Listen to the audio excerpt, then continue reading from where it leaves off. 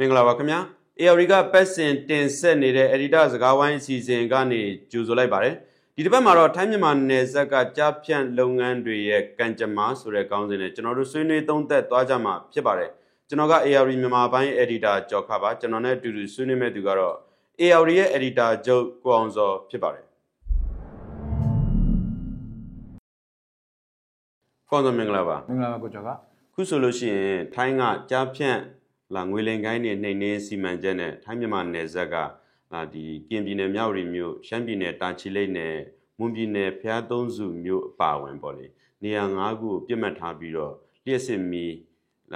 လောင်စာစီနဲ့အင်တာနက်တွေဖြတ်တောက်လိုက်တာကိုကျွန်တော်တွေ့ရတယ်လောက်တာတော့ဒီဖေဖော်ဝါရီလ9ရက်နေ့မှာပေါ့လေဆိုတော့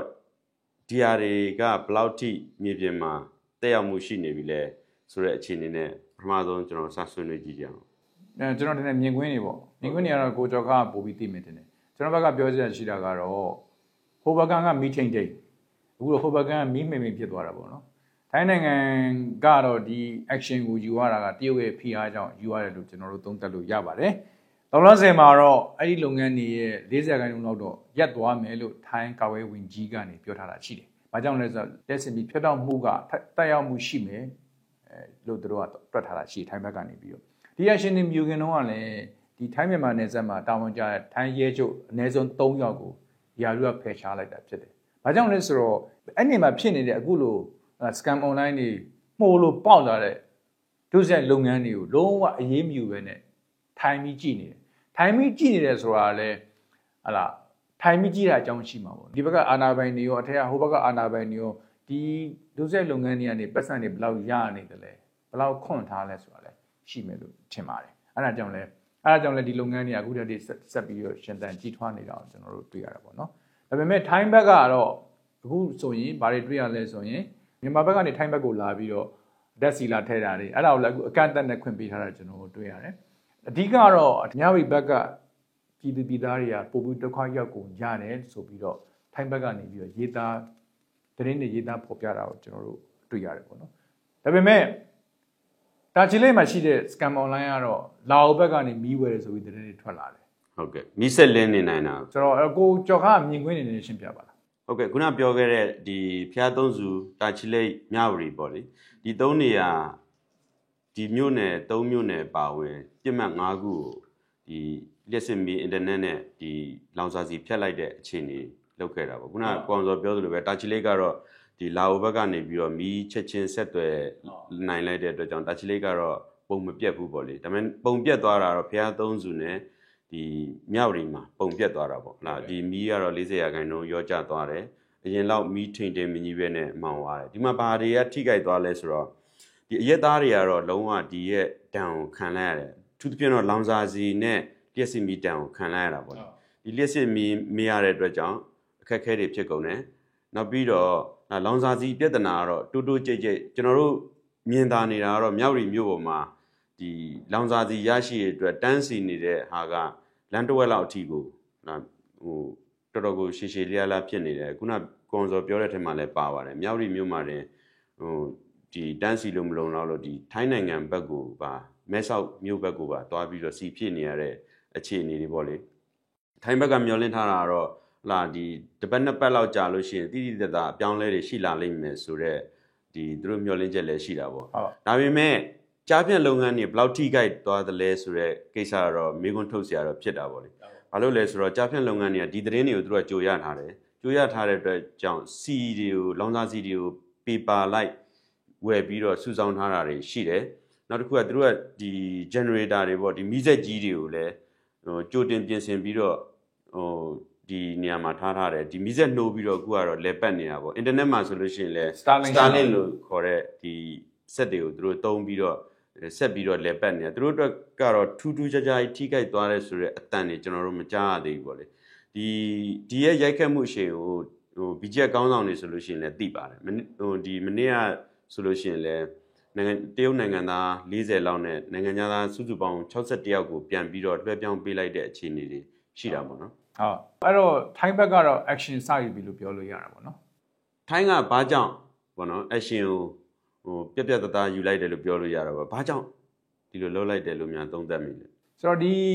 ီကြားဖြန့်လုပ်ငန်းကိုထိုင်းအစိုးရကိုယ်တိုင်ကခုနလောင်စာစီဖြတ်တယ်အင်တာနက်ဖြတ်တယ်ပေါ့နော်မီးဖြတ်တယ်ဆိုတော့ဆုံးဖြတ်ချက်တွေချပြီးတော့9 ရက်အတွင်းမှာပဲထိုင်းနိုင်ငံဝန်ကြီးချုပ်ဖေထောင်ထန်ရှင်နာဝါကနေပြီးတော့တရုတ်နိုင်ငံအစိုးရရဲ့ဖိတ်ကြားမှုနဲ့ပီကင်းကိုသွားတယ်အဲ့ဒီမှာတရုတ်သမ္မတကြီးရှီကျင်းပင်နဲ့တွေ့ဆုံခဲ့တယ်ပေါ့နော်ဆိုတော့အဲ့မှာတွေ့ဆုံတဲ့အခါမှာတော့တရုတ်သမ္မတကနေပြီးတော့အခုလိုထိုင်းနိုင်ငံအစိုးရကနေပြီးတော့အခု scam online တွေကိုအရေးယူဆောင်ရွက်နေတာတွေပြင်းပြင်းထန်ထန်အရေးယူဆောင်ရွက်နေတာကိုကျေးဇူးတင်တဲ့အကြောင်းပြောကြားသွားတာကျွန်တော်တွေ့ရတယ်။ဒါအပြင်နိုင်ငံအစိုးရကြမှာလုံခြုံရေးရဲ့တရားဥပဒေစိုးမိုးရေးပြီးတော့တရားရေးဆိုင်ရာကိစ္စတွေမှာတိုးမြင့်ပူးပေါင်းဆောင်ရွက်ဖို့ဆိုပြီးတော့တိုက်တွန်းသွားတာကိုကျွန်တော်တွေ့ရတယ်။ဆိုတော့ဒီလိုမျိုးထိုင်းအစိုးရကနေပြီးတော့ဘဝတေချာကြီးကြပ်ပြီးတော့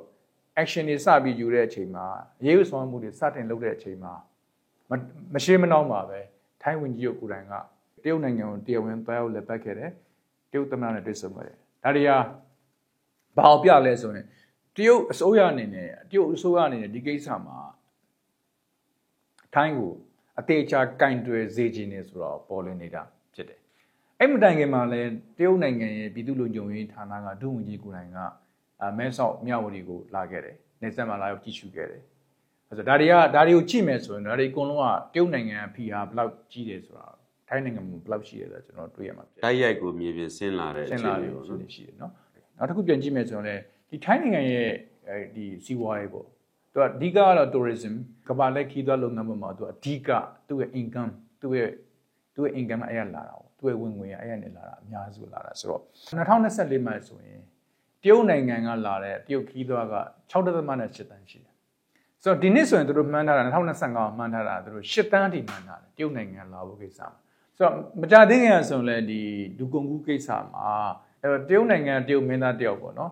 ပြီးတော့ဒူကုံကူးခံရတဲ့ကိစ္စမြောက်ပြီးခေါ်သွားခံရတဲ့ကိစ္စတွေပေါ့အဲ့ဒါတွေကဟိုတရုတ်နိုင်ငံသတင်းတွေမှာလည်းဟိုလေးကြော်ဖြစ်ခဲ့တဲ့သတင်းတွေဖြစ်တယ်ဆိုတော့အဲ့ဒီကစပြီးတော့နှစ်တကူနဲ့သွားတိုက်ဆိုင်နေပြန်ရောအဲ့ချိန်ကစပြီးတော့တရုတ်နိုင်ငံကနေထိုင်းနိုင်ငံကိုလာမဲ့ကမ္ဘာလဲခီးသွားတွေစီးရင်တင်ထားတာတွေတော်တော်များများ cancel လုပ်တယ်အနည်းဆုံး1000နဲ့2000ဝန်းကျင်ရှိတယ်လို့ပြောကြတယ်ဆိုတော့ထိုင်းနေကဒီဟာတွေကိုဆက်ပြီးတော့လက်ပတ်ဖို့အတွက်ကိုသူ့ tourism လုပ်ငန်းဆက်ပြီးလက်ပတ်နိုင်ဖို့အတွက်ကို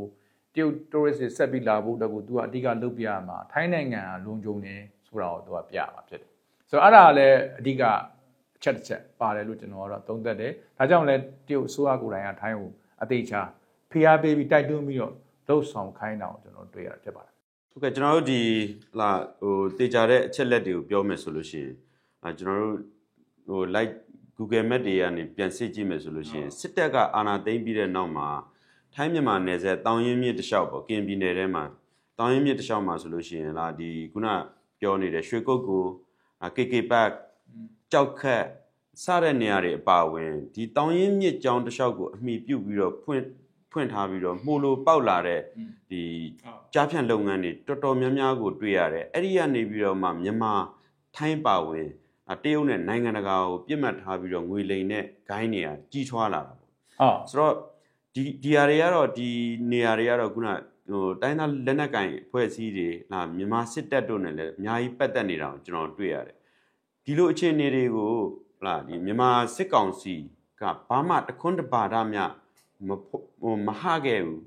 ဒါကိုကျွန်တော်တို့တွေ့ရတယ်နောက်တစ်ခုကတရုတ်ကသတိပေးလာတဲ့အခြေအနေမှာတော့မှပဲထိုင်းကိုပဲလွှဲချခဲ့တာကိုကျွန်တော်တို့တွေ့ရတယ်ဆိုတော့ဒီအခြေအနေတွေကတရုတ်အတွက်ဘယ်လောက်ထိစိုးရင်စရာဖြစ်လာတယ်လဲပေါ့ဘာကြောင့်တရုတ်ကဒီလိုမျိုးဓာတ်ရိုက်ဆင်းပြီးတော့ကင်တွယ်တဲ့အခြေအနေတွေအထိဖြစ်လာတာလဲပေါ့တကယ်လို့ဆင်းပြီးတော့ပြောတာပေါ့ဆိုတော့တကယ်လို့များဒီ KK Park တို့ရွှေကုတ်ကိုတို့က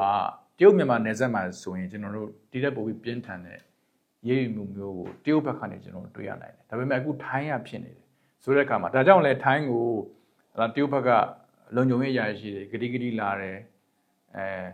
ထိုင်းဆိုရအောင်တိုက်တွန်းနေဆွေးနွေးတယ်ရေးယူဖို့ပြောဆိုတယ်ဒါပေမဲ့နေပြည်တော်ဘက်ကတော့ဒါအတန်တိတ်နေတယ်ဒါပေမဲ့ကျွန်တော်နားလည်ထားတာကတော့ထိုင်းဘက်ကလည်းနေပြည်တော်ဒီကိစ္စနဲ့ပတ်သက်ပြီးဆွေးနွေးခဲ့ပြီးလို့ကျွန်တော်နားလည်ထားနေပြည်တော်ဘာကြောင့်အတန်တိတ်တယ်လို့များထင်မိလဲဆိုတော့ BGF ဆိုတာလေစစ်ကောင်စီရဲ့လောက်ကန်တက်ဩဇာကန်တက်တစ်ခုဖြစ်တယ်လေဆိုတဲ့အခါကျတော့အခုလိုမတည်မငြိမ်ဖြစ်မှုတွေကလည်းတ ဒီအခုလိုမျိုး scam online တွေပို့ပြီးများလာတဲ့အကြောင်းရင်းကလည်းအဲ့မှာလုပ်တဲ့တရုတ်မာဖီးယားတွေ gang တွေကိုယ်တိုင်ကဒီလိုမတီးမငြိမ်ဖြစ်တဲ့နယ်စပ်ဒေသတွေမှာပဲနိုင်ငံတွေမှာပဲတွားပြီးဒီလို scam online တွေကိုဖွဲ့တာဖြစ်တယ်တည်ငြိမ်မှုရှိတဲ့နိုင်ငံတို့မို့တရားဥပဒေစိုးမိုးမှုရှိတဲ့နိုင်ငံမှာဒါမျိုးပဲတွားပြီးဖွဲ့လို့ရတယ်ဟုတ်တယ်မလားဆိုတော့ဒါကြောင့်လည်းမြန်မာနိုင်ငံမှာဒီနယ်စပ်တစ်လျှောက်မှာတည်ငြိမ်မှုမရှိဘူးလက်နက်ကန်ဖွဲ့တွေမှုလို့ပေါင်းနေတယ်အဲ့တော့ scam online တွေဖွင့်တယ် scam online တွေလည်းမှုလို့ပေါက်လာတယ်ဒါကတိုက်ကြမထူးဆန်းဘူးဒါပေမဲ့ဒါဟိုထိုင်းဘက်ကနေလှည့်ပြီးတရုတ်ကဘယ်လို action ယူမလဲဆိုတာအဲ့ဒါကတော့ကျွန်တော်တို့တစ်ချက်ပြန်ပြီးစောင့်ကြည့်ရမယ်လို့ကျွန်တော်တို့ထင်တယ်ဆိုတော့ခုနကကိုကြောက်ခပြောသွားသလိုထိုင်းအကြောင်းပြောမယ်ဆိုရင်တော့ထိုင်းကိုယ်တိုင်ကလည်းဒီ online scam တွေရဲ့ဒါကောင်ဖြစ်နေတယ်လို့ပြောလို့ရတယ်ထိုင်းသတင်းတွေရဲ့အဆိုအရဆိုရင်ထိုင်းနိုင်ငံတစ်ခုထဲမှာနေအမှုပေါင်း9သိန်းနဲ့9000ကျော်ကျွန်တော်တို့ရှိရတွေ့ရတယ်ဒီနေ့ကိုဆုံးရှုံးလာတာ86ဘီလီယံရှိတယ်လို့ဒါထိုင်းသတင်းစာတွေကပတ်ငွေအဲ့လောက်ရှိတယ်ပေါ့နော်အဲ့လိုမျိုးရှိတယ်ဒီနေ့ကိုသူတို့ရဲ့ဆုံးရှုံးငွေကတန်း80လောက်ရှိတယ်လို့ကျွန်တော်တို့သိရတယ်ပေါ့ဆိုတော့ဒါကြောင့်လည်းမကြသေးခင်ကပဲ NSC လို့ခေါ်တဲ့ဒီ National Security Council ထိုင်းအမျိုးသားလုံခြုံရေးကောင်စီကိုယ်တိုင်ကကြီးမှုပြီးတော့ဟလာလူမှုကြီးကြပ်ရေးပါတယ်ပြည်ထောင်ရေးပါတယ်စစ်တပ်ပါတယ်ရဲပါတယ်အားဒီဝန်ကြီးဌာနအများစုပါတယ်အလုံသမားဝန်ကြီးဌာနတော်ပါတယ်လို့ကျွန်တော်တို့ကြားရတယ်သူတို့ကနေပြီးတော့အထူးစီးပွားရေးတစ်ခုမကြသေးခင်ကဘန်ကောက်မှာပြုလုပ်ခဲ့တဲ့အဲ့ဒီမှာအဓိကဆွေးနွေးတာကတော့မြန်မာထိုင်းနယ်စပ်ကအခုဖြစ်နေတဲ့အခြေအနေတွေကိုအဓိကထားဆွေးနွေးတာဖြစ်တယ်ဆွေးနွေးတဲ့အခါမှာအခု scam online ကိစ္စကအဓိကဖြစ်တယ်ဆိုတော့အဲ့ဒီမှာကျွန်တော်နားလဲတဲ့လောက်ကတော့ဒီထက်ပိုပြီးနယ်စပ်ကိုတင်းကျပ်ဖို့တွေအဖမ်းဆီးတွေပုံများဖို့တွေအသေးချာစစ်စစ်ဖို့တွေပေါ့နော်တရားဝင်လုပ်ငန်းတွေရက်ဆိုင်မှုကိစ္စတွေကဆိုသူတို့ဆုံးဖြတ်ချက်ချတယ်လို့ကျွန်တော်တို့နားလည်ထားတယ်ဒါပေမဲ့လက်တွေ့မှာဘယ်လောက်လုံးနိုင်မလဲပေါ့နော်အဲ့ဒါကတော့ထပ်ပြီးတော့စောင့်ကြည့်အောင်မယ်တကယ် action plan တော့သူတို့ဆွဲလိုက်ပြီဒါပေမဲ့အဲ့ဒါကိုတကယ် accounting ဖော်တဲ့အခါမှာခုနပြောတဲ့ထိုင်းအဖွဲ့အစည်းတွေအကုန်လုံးကအသေးချာတက်မတ်လုံနိုင်မှာလားပေါ့နော်လုံနိုင်ပြီဆိုရင်တော့ထိုင်းမြန်မာနယ်စပ်မှာဒီတက်ပို့ပြီးတော့တင်းကျပ်တဲ့စစ်ဆေးမှုတွေဖန်ဆီးတာတွေရေးယူတာတွေဆောင်ရွက်မှုတွေအများကြီးပိုများလာမယ်လို့ကျွန်တော်ခံမှန်းလို့ရပါတယ်။ဟုတ်ကဲ့နေဆက်သတင်းမြစ်တွေကလာတဲ့အချက်လက်တွေရဆိုလို့ရှိရင်ထိုင်းကဒီဟာကိုဒီလုံခြုံရေးနဲ့ပတ်သက်ပြီးတော့ကြက်မကင်တွယ်မှုတွေလောက်လာနိုင်တယ်ပေါ့နော်ဒီဟိုတယ်တွေနေရာတွေအထိပါစစ်ဆေးမှုတွေရှိလာနိုင်တယ်ဆိုတော့မြန်မာတွေလည်းနေဆက်မှာဟိုတော်လန်ရေးကိုအခြေခံတာဒီမိုကရေစီကိုအခြေခံပြီးလှုပ်ရှားနေတဲ့သူတွေလည်းရှိတဲ့အခါကျတော့ယုံထောင်ကြောင်မိမဖြစ်ဖို့ဆိုပြီးတော့သတိပေးချက်တွေလည်းကျွန်တော်တို့ကြားရတာပေါ့လေဟုတ်ပါတယ်ဆိုတော့ဒီ online scam တွေအခြေအနေကတော်တော်ဆိုးနေတယ်ဒီလိုဆိုးနေတဲ့အခြေအနေတွေကိုကင်တွယ်တဲ့အခါမှာတရုတ်မြန်မာနယ်စပ်မှာလောက်ကင်မှာဖြစ်ခဲ့တဲ့အခြေအနေမျိုးတွေဖြစ်လာမလားဆိုတဲ့စဉ်းစားချက်တွေရှိတယ်ဆိုတော့ဒီပေါ်မှာဘယ်လိုသဘောရလဲကွန်ဆိုပြောရခက်တယ်နော်ဘာကြောင့်လဲဆိုတော့ဟိုလောက်ကင်မှာဖြစ်ခဲ့တာကတော့တရုတ်ရဲ့အရေးဩဇာအောက်မှာရှိတဲ့နေရာဖြစ်တယ်တရုတ်မြန်မာနယ်စပ်မှာဖြစ်တဲ့အတွက်ကြောင့်နယ်စပ်မြင့်မဲ့ချပြီးနယ်စပ်မြင့်မဲ့ချဒီဘက်ကလောက်ကင်မှာလဲတရုတ်ရဲ့ proxy တက်တွေရှိတာပဲလေ proxy ဖွဲ့တွေရှိတာပဲဟုတ်တယ်မလားဆိုတော့ဒါပေမဲ့ဒီနေရာကင်တွယ်တဲ့အခါမှာတရုတ်ရဲ့ဘယ်လိုခေါ်မလဲတရုတ်ရဲ့ punishment လို့တရုတ်ကသုံးတယ် punishment ကအပြစ်ဒဏ်ပေးတာတရုတ်ကအဲ့လိုပဲလုပ်လို့ရှိတယ်တရုတ်ရဲ့ punishment လုပ်တာကိုအကုန်ခံရတာပဲအဲ့တော့ဒီမှာလာပြီးတော့တရုတ်ကဒီတရုတ်ကြီးကတော့ဒေါသတော်ထွက်နေပြီဒါပေမဲ့ဒီဟာကိုထိုင်းကဘယ်လောက်ကင်တွယ်ပေးမလဲဆိုတဲ့ကိစ္စဒါကြောင့်လည်းခုနကကျွန်တော်အစမှပြောခဲ့သလိုပဲဖက်ထောင်တန်ရှင်နာဝတ်ဒီထိုင်းဦးကြီးချုပ်သွားတဲ့ခီးစဉ်နဲ့ဒီအရေးယူဆောင်မှုတွေကအတူတူဖြစ်လာတယ်ပြီးတော့သူဟိုမှာရှိတဲ့အခါမှာလည်းသူပေးခဲ့ရတဲ့ဂရိတွေရှိတယ်တရုတ်သမ္မတကိုယ်တိုင်ကလည်းဆက်လက်ပြီးအရေးယူဆောင်မှုလုပ်ခဲ့တာတွေတိုက်တွန်းခဲ့တာတွေရှိတယ်နောက်ထိုင်းနိုင်ငံကိုယ်တိုင်ကြုံနေရတဲ့တကယ်အခက်ခဲရတယ်ပါလဲဆိုတော့သူဟာတရုတ် tourist တွေပေါ်မှာအများကြီးသူကမိနေရတယ်သူ့ရဲ့စီးပွားရေးဟုတ်တယ်မလားအဲ့တော့နယ်စပ်မှာကျတော့သူ့ရဲ့ဒီ law enforcement လို့ခေါ်တဲ့ဒီတရားဥပဒေစိုးမိုးရေးလှုပ်ဆောင်ရမယ်ရဲနဲ့လူဝင်မှုကြီးကြပ်ရေးနဲ့စစ်တပ်ကတကယ်ကိုအဲ့ဒီနေရာမှာလုံနိုင်မလားဆိုတဲ့ကိစ္စပေါ့ကျွန်တော်အဲ့ဒါတကယ် question လို့အဲ့ဒါတကယ်မေးခွန်းလို့ကျွန်တော်ထင်တယ်နော်ဆိုတော့အဲ့ချိန်မှာနေပြည်တော်ကလည်း volleyball ပုတ်တယ်အဲ့ဒီ volleyball ပုတ်တယ်နေပြည်တော်ကလည်းဒီကိစ္စကိုထိုင်းကို volleyball ပုတ်ပြီးတော့ထိုင်းကိုဖြစ်ရှင်းခိုင်းတယ်ကြံပွဲဝင်တော့ volleyball champion ဖြစ်တယ် volleyball champion ဖြစ်သွားတယ်ဆိုတော့တကယ်လို့မြတ် तू ကတကယ်လို့နေပြည်တော်ကအရေးယူမယ်ဆိုရင်လည်းဒီ BGF ဒီ